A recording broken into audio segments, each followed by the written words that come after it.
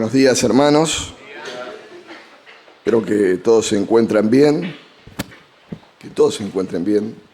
Realmente quisiera agradecerles a los hermanos que se han preocupado y ocupado por la salud de Andrea. Andrea en la semana tuvo unos fuertes cólicos. Como tiene un umbral muy fuerte del dolor, se la aguantó muy bien. Pero ayer nos tocó poder compartir la palabra en la iglesia en calle Quintana, allí en San Martín. Los hermanos le mandan saludos también.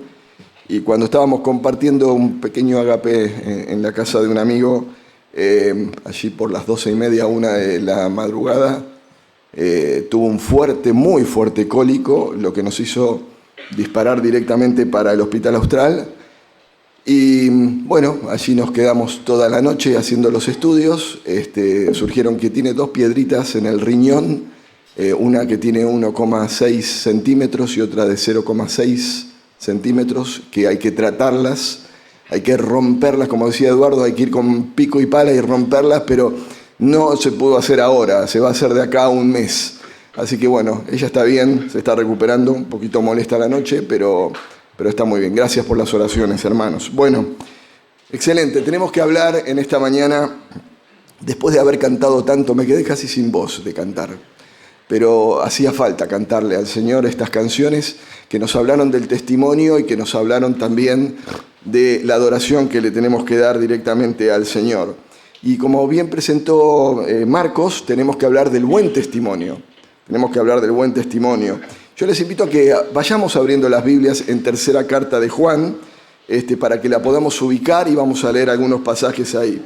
Hermanos, tener buen testimonio delante de Dios y delante de los hombres significa poder reflejar una fe auténtica, nuestra fe auténtica, en todo momento. Tener buen testimonio implica vivir de una manera íntegra, coherente y consecuente en cada una de nuestras vidas, de modo tal que nuestras acciones diarias honren con nuestros hechos los más altos estándares de los preceptos cristianos que deberían distinguirnos también de los demás. Tener buen testimonio nos habla de ser coherentes con nuestra propia vida. Tener buen testimonio nos habla de ser la misma persona en privado y también en público, no tener 2 caras, ser el mismo siempre. El dar buen testimonio debería ser en nosotros el reflejo del Evangelio y el reflejo de mis relaciones interpersonales, en mi trabajo, en mi familia, en mi comunidad y en la iglesia también. Mostrar a otros las buenas obras sería poder ayudar al prójimo, actuar con justicia para que los demás vean mis acciones y no me enaltezcan a mí, sino que glorifiquen directamente a Dios. Tener buen testimonio es mostrar respeto hacia los demás, mantener una conducta intachable, ser irreprochables, para no caer en descrédito ante la sociedad y ser buenos embajadores del Evangelio, porque al fin eso es lo que el Señor nos ha pedido. Ser buenos embajadores del Evangelio, representar bien a Jesucristo en la sociedad, en aquellos que directamente nos conocen. ¿Y cómo logramos esto? ¿Cómo hacemos esto? Teniendo buen testimonio. Tener buen testimonio es mostrar respeto hacia los demás, mantener esa conducta que debemos realmente tener y que debemos mostrar. Miren, hay una enseñanza que podemos disponer en la vida cristiana, que es la enseñanza de los 4 dedos. No sé si alguna vez escucharon hablar de la enseñanza de los 4 dedos. El primer dedo es el dedo índice. ¿Hacia dónde señala el dedo índice? ¿Hacia dónde está señalando, hermanos? Hacia arriba. Señala hacia arriba. Significa que representa a Dios y la importancia de ponerlo a Él en primer lugar. Siempre, hermano, Dios en primer lugar. Pero después está el dedo mayor, que es el dedo más alto, ¿verdad? Y representa nuestro crecimiento, mi crecimiento espiritual diario, a través de la oración, a través de la lectura y a través de mi tiempo de comunión con Él. Luego sigue el dedo anular, que es el dedo que porta ¿qué cosa? El anular. El anillo, por lo tanto, es el dedo de mi compromiso con el Señor. Es mi compromiso que yo tomo con Él y el servicio a los hermanos y a la iglesia. Y por último, tenemos el dedo meñique, el más pequeño, pero no por eso es menos importante y representa mi testimonio y la predicación del Evangelio, demostrando que aún las acciones más pequeñas pueden impactar directamente en el mundo. Se nos pidió que pudiésemos abrir la carta en Tercera de Juan y lo vamos a hacer.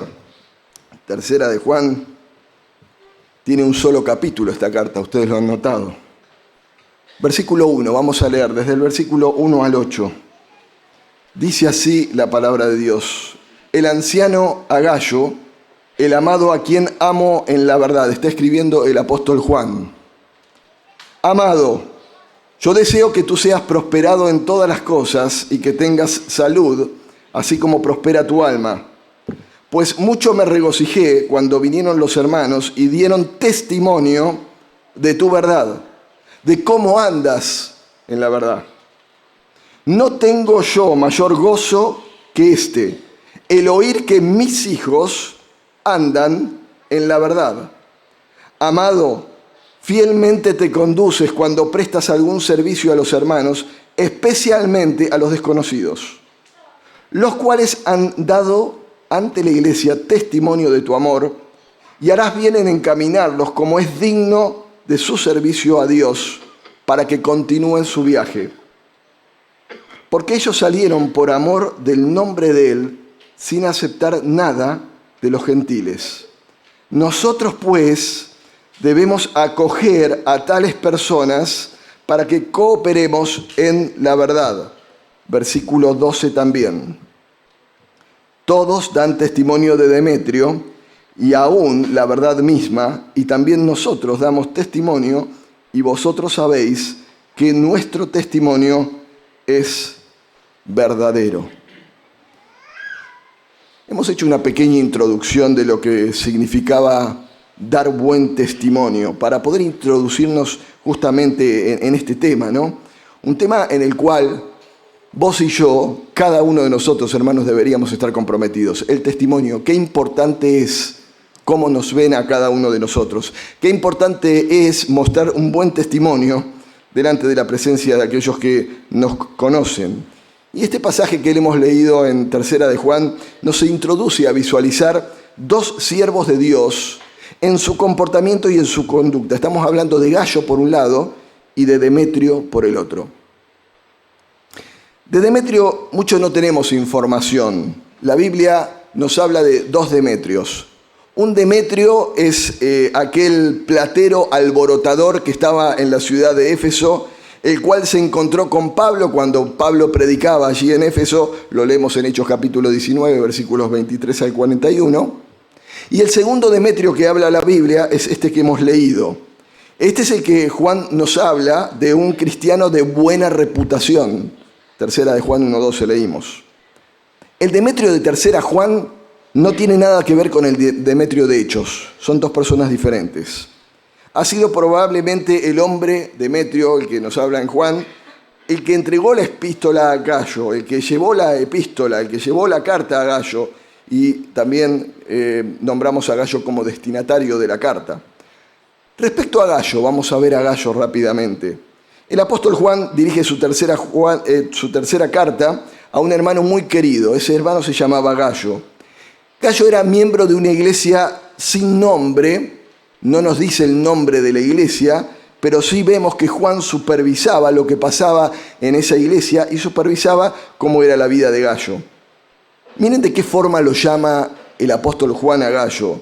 Le pone un sobrenombre y le pone el nombre de amado. En el versículo 1, en el 12, en el 11, siempre lo llama amado. Y esto era así porque era muy amado por Juan. Evidentemente las acciones de Gayo hablaban mucho de su persona y era un creyente realmente comprometido. Hermanos, tenemos que comprometernos con el Señor. No sirve solamente venir un día domingo o esporádicamente venir algún otro día a la iglesia si no estamos realmente comprometidos con Él. Gayo era una persona de excelente testimonio, pero era un hermano totalmente comprometido. Miren, a través de la carta, Juan puede elogiar a Gayo y lo puede elogiar por su hospitalidad con los predicadores itinerantes del Evangelio. Eso lo vemos en el versículo 5, 6 y 8. Lo puede elogiar también por su fidelidad en el versículo 5. Lo elogia también por su amor en el versículo 6. Y en el versículo 3 lo elogia por los hechos, sus hechos en la verdad.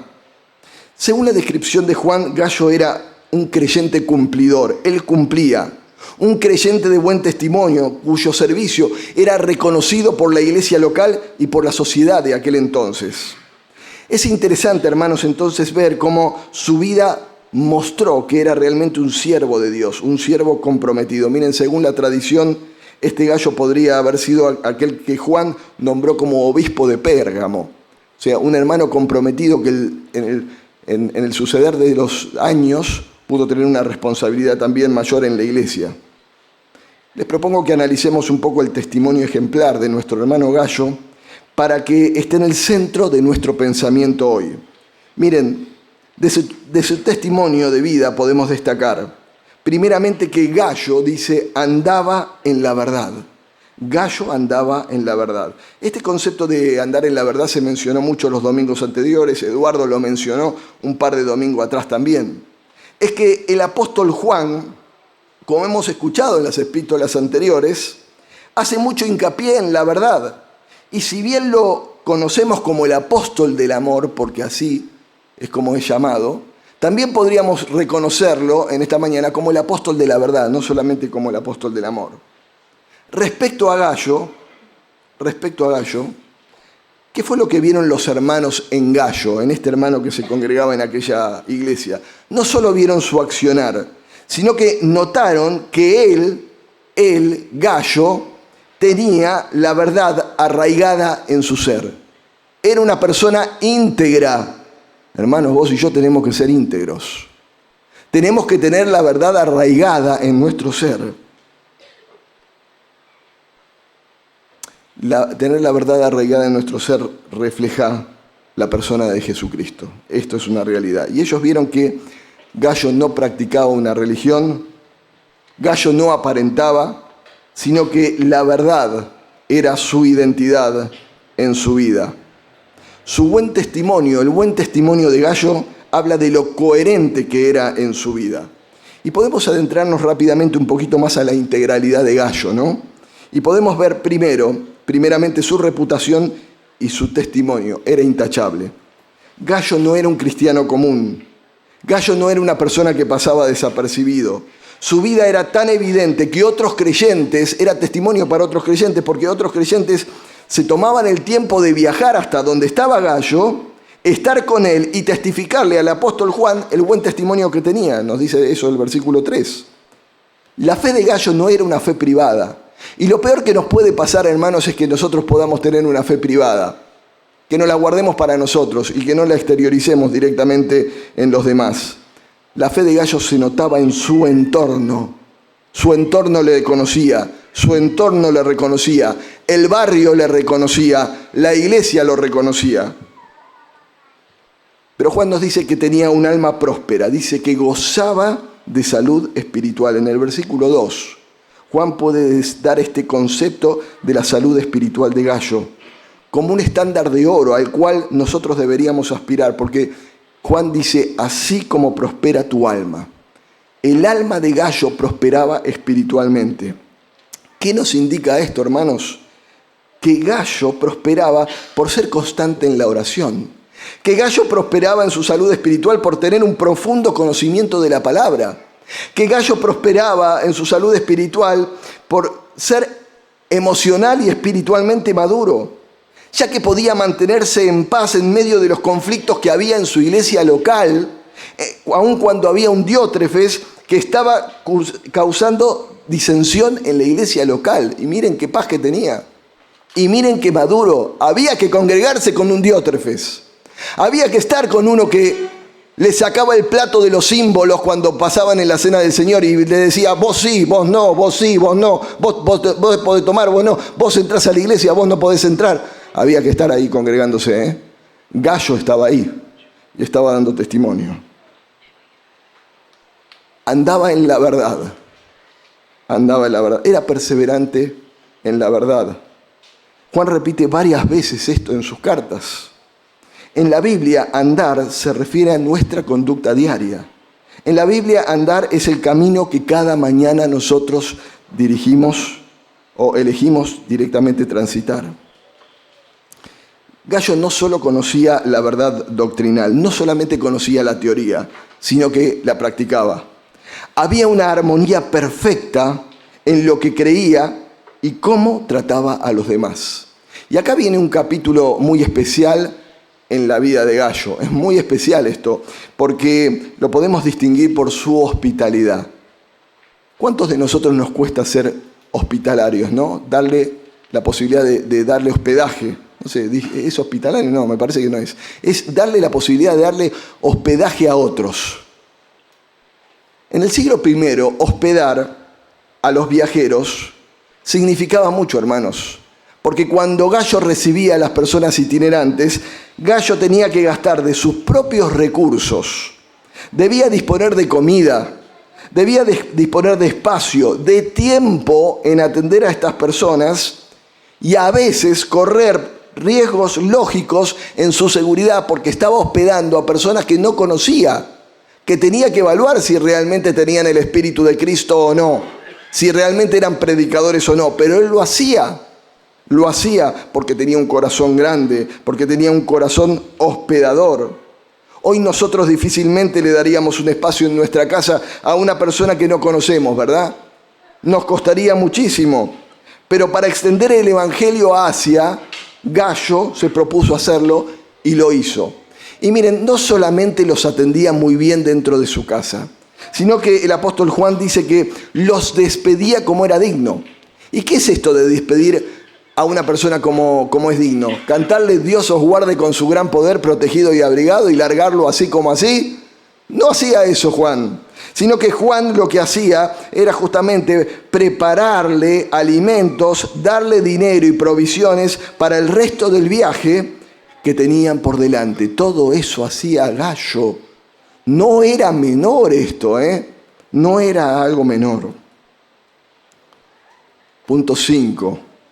Era cooperador de la verdad.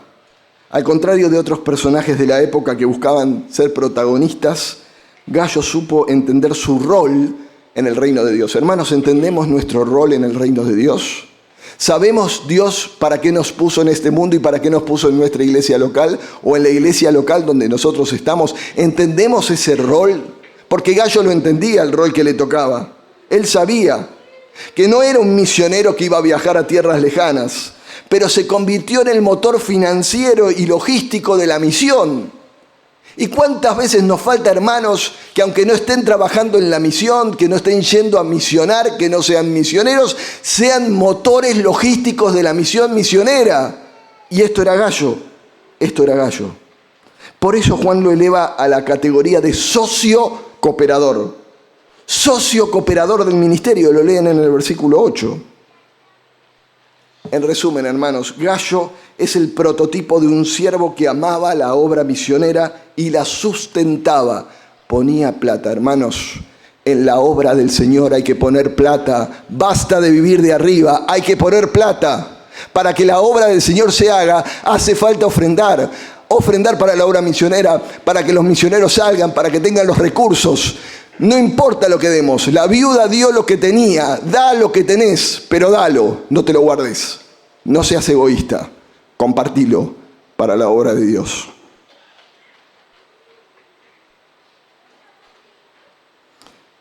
En relación a nuestro testimonio, vamos a dejar a Gallo un costadito. Hablemos de nosotros. Hablemos de nosotros. El testimonio de Gallo nos debería llevar a pensar y confrontarnos cómo es nuestro testimonio. ¿Cómo es tu testimonio, hermano? ¿Cómo te están viendo en el trabajo? ¿Cómo te están viendo en el barrio? ¿Cómo te están viendo aquellos familiares que no son del Señor? ¿Cómo te están viendo? ¿Estás pasando por prueba, por tribulación? ¿Cómo te están viendo? ¿Estás pasando por beneplácito? ¿Cómo te están viendo? ¿Cómo estamos actuando nosotros frente a Dios y a quienes no son creyentes y nos conocen. Bueno, Gallo nos deja una vara muy alta. La vara de Gallo nos la deja bien arriba, de cómo debemos obrar nosotros en nuestro accionar cristiano. Por eso debemos saber que en nuestra vida como creyentes hay cosas que podemos hacer y hay cosas que no podemos hacer. Vuelvo a repetir, en nuestra vida como creyentes hay cosas que podemos hacer y hay cosas que no podemos hacer. Deberíamos entonces entender la relevancia de lo que implica tener un buen testimonio. Miren, unos domingos atrás citábamos un pasaje de 1 Corintios capítulo 10, versículo 23. Se leía, 1 Corintios 10, 23, todo me es lícito, pero no todo conviene. Todo me es lícito, pero no todo edifica. Y quisiera que pensemos en aquellas cosas que podríamos llegar a hacer, pero que afectarían a nuestro testimonio. Es verdad que Pablo, cuando escribe 1 Corintios 10, 23, viene hablando antes, unos pasajes antes, viene hablando de la dualidad en la vida de algunos creyentes.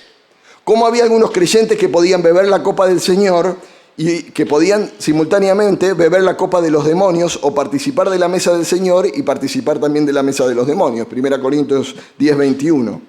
Y luego expresa esta frase.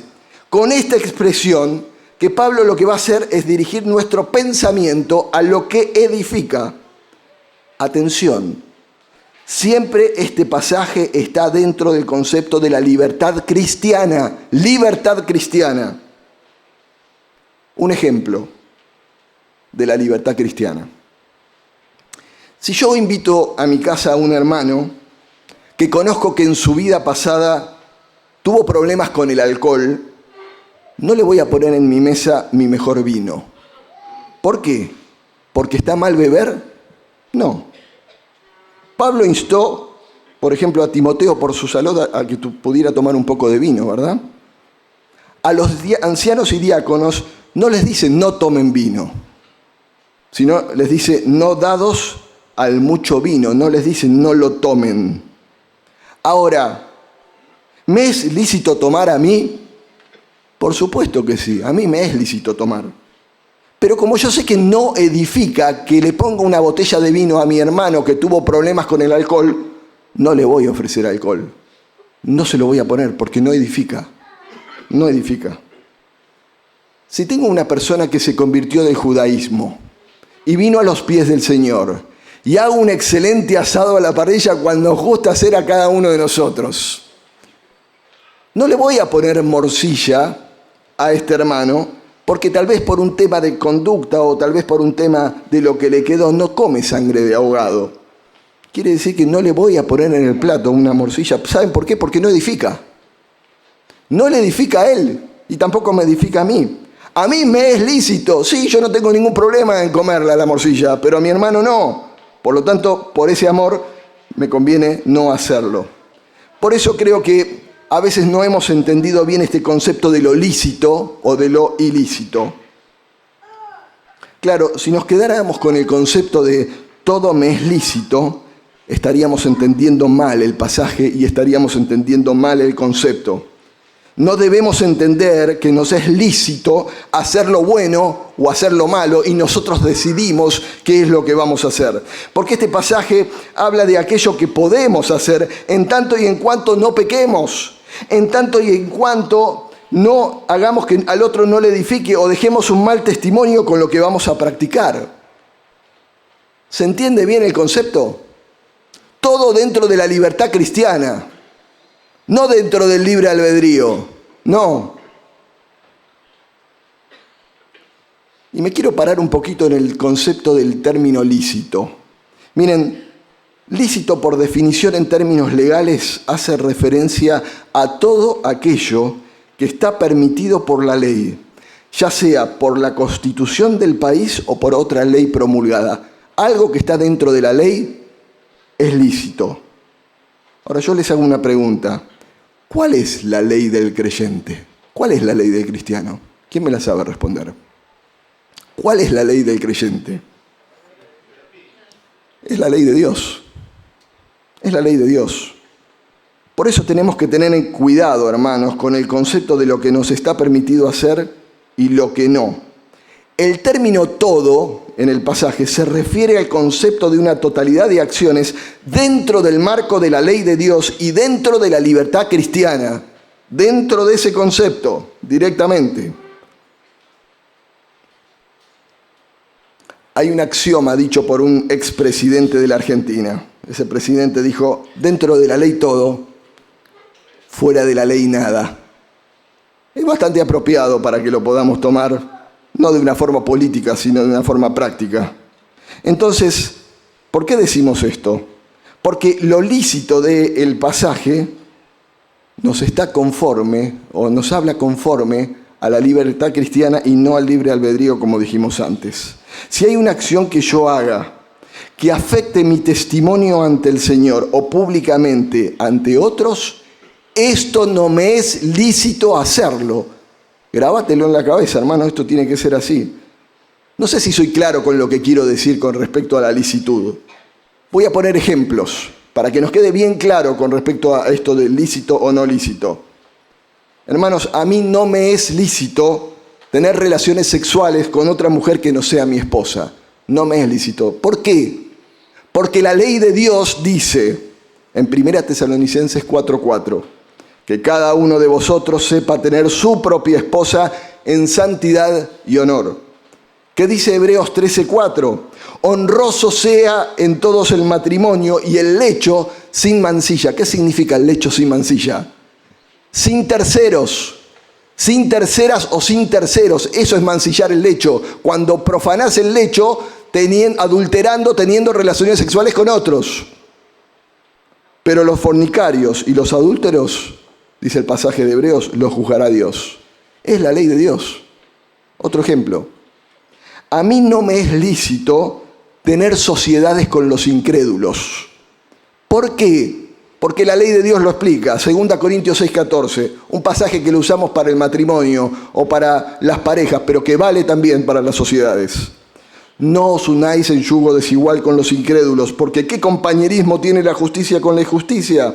¿Qué comunión la luz con las tinieblas? ¿Qué comunión tienen la luz con las tinieblas? ¿Por qué no me es lícito asociarme con otra persona para un negocio que no sea creyente, que no sea de Dios? Justamente por eso, porque no hay ninguna comunión. A mí no me es lícito, hermanos, no me es lícito quedarme con ningún vuelto o recibir dinero a cambio de algo o recibir dádivas. ¿Por qué? Porque la ley de Dios lo dice.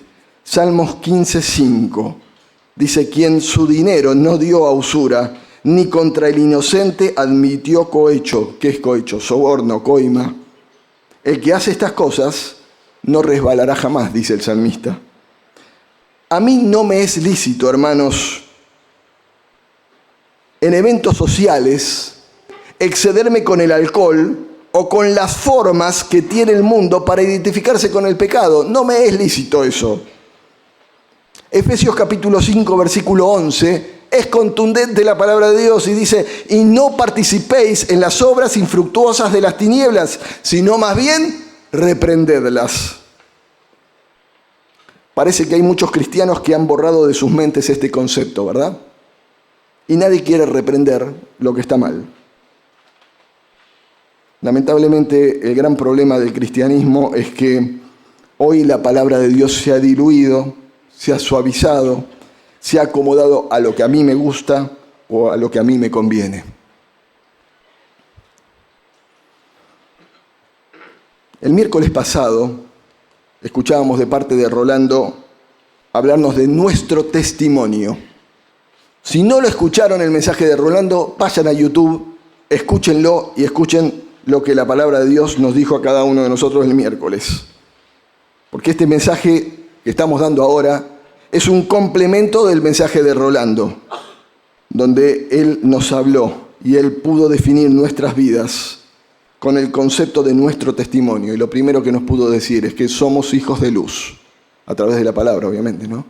Somos hijos de luz. Somos cartas abiertas sin sobre, ¿no? Cartas abiertas sin sobre. El sobre no se usa más, ya no se manda más cartas por sobre. Somos cartas abiertas. Somos sacerdotes, ejerciendo un real sacerdocio. Somos sacerdotes ejerciendo un real sacerdocio. Hermana, hermano, sos un sacerdote. Vos viniste acá a ofrecer con actitud sacerdotal. Hoy a la mañana, en la reunión de la Cena del Señor, fuiste sacerdote, sacerdota. Los dos fuimos sacerdotes, hombre y mujer, y entramos a la presencia de Dios de maneras diferentes, pero entramos los dos a ofrecer justamente la adoración que Él se merece. Cuando vamos al Antiguo Testamento, trágicamente vemos que lo que ocurre hoy en nuestros días ya les había pasado al pueblo de Israel. Miren, si quieren buscar en Ezequiel, libro de Ezequiel, capítulo 22, versículo 26, búsquenlo. Ezequiel 22, 26 va a aparecer en pantalla, pero búsquenlo en la Biblia. Miren lo que le aconteció al pueblo de Israel y miren el testimonio de los sacerdotes. Sin ninguna duda era un buen testimonio, para nada.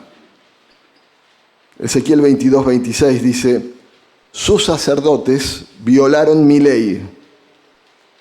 Hicieron lo lícito o lo ilícito. Violaron la ley. Y contaminaron mis santuarios.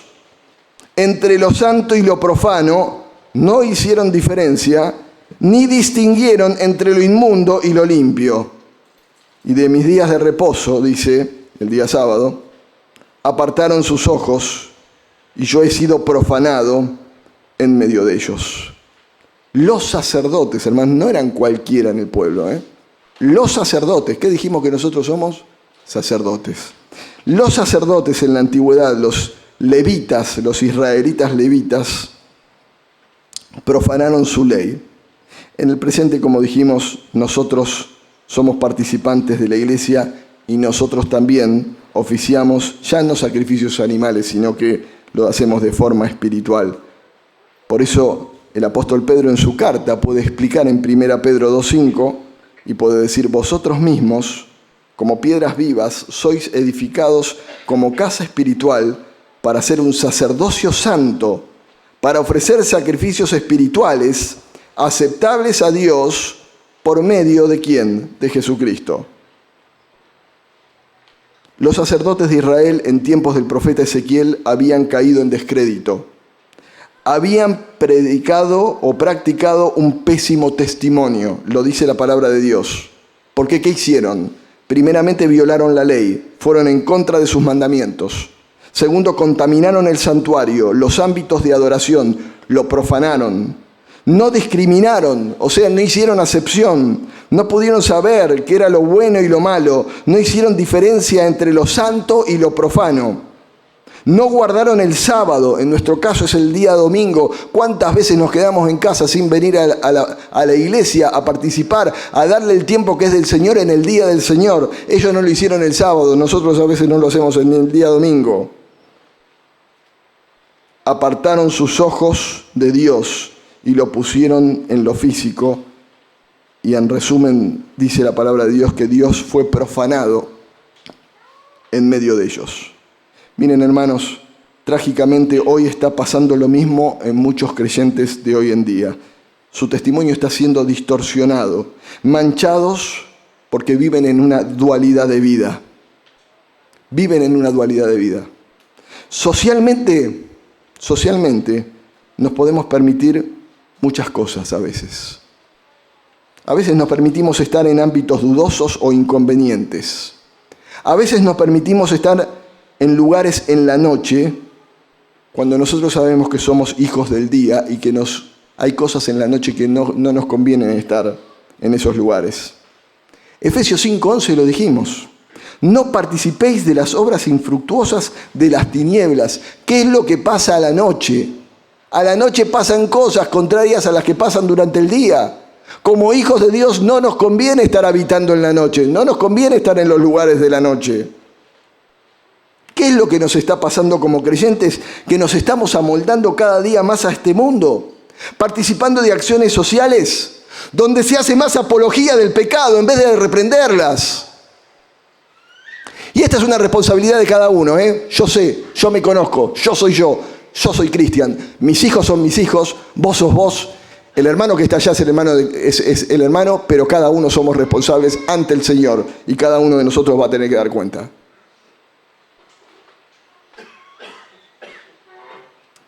Elías le dijo al pueblo, ¿hasta cuándo?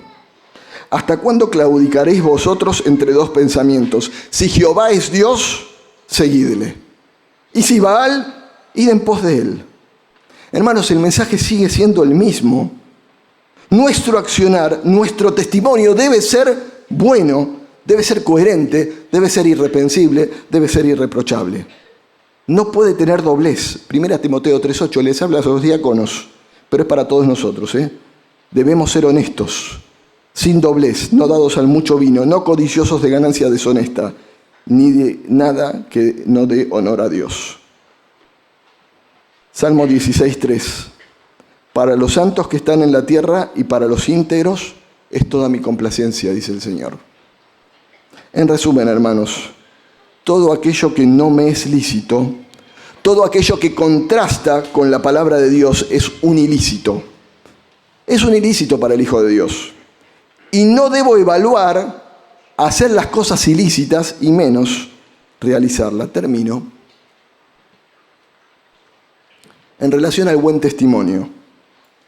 Leíamos el miércoles pasado en 2 Corintios 3:2. Nuestras cartas sois vosotros, dice el apóstol, escritas en nuestros corazones, conocidas y leídas por todos los hombres. Como creyentes debemos tener un buen testimonio y andar en la verdad. Gallo fue un hermano que anduvo en la verdad, fue un hermano de buen testimonio, el cual el apóstol Juan lo exaltó justamente por esto. El buen testimonio, hermanos, tiene que ser algo de todos los días. El buen testimonio deben ser las sumas de nuestros actos que reflejan a Dios a través de nosotros. El buen testimonio debe ser nuestra reputación personal. Pero cuidado, porque podemos pasar años trabajando en nuestra reputación personal. Podemos pasar años trabajando en dar buen testimonio y lo podemos destruir tan solamente en minutos. Cuidado. El que esté firme, mire que no caiga, dice el apóstol. Cuidado.